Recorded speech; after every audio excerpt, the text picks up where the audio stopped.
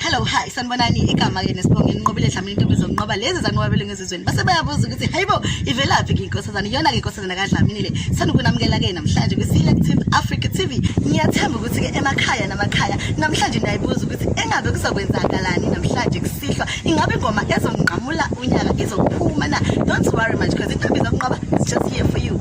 Njengoba sazi ukuthi ke uMr Owen Ndlovu benokusebenzisana ke nayo ke uCozi FM kutheke namhlanje kungolwesine mhla ka-31 December yena ke u2020 sasafika ke leso sigaba sokuthi bayolidingida icala labo ke enkantolo kwathi kutholakala khona ke ukuthi uMr Owen Ndlovu akazange aluwineke lelo cala kodwa ke lokho kusho ukuthi namhlanje ingoma ezonqamula unyaka izoqhubeka unqamuleke unyaka njengayo ke nje inja yellow angel.